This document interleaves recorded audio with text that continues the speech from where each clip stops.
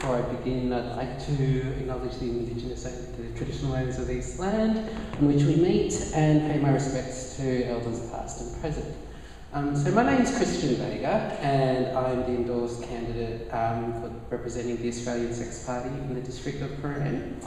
So there's going to be a few of you here today who probably aren't familiar with our party, so I guess it's my role to explain who we are and what we stand for. So for those of you who haven't heard of the Sex Party before, we essentially run a civil liberties and human rights platform.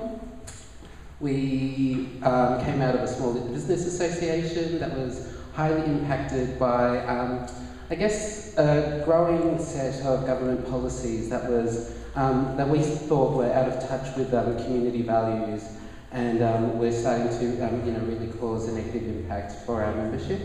Since then, our policy platform has grown then to take on a plethora of other issues, quite often issues that aren't spoken about amongst the major political parties, including LGBT rights, drug and alcohol law reform, voluntary euthanasia, and a whole range of other civil liberties and human rights issues. So since 2008 when we formed, we've been pushing a lot of those issues. We're a very small young party, so that's another reason why many of you haven't heard of us. And our party also values the contribution of communities.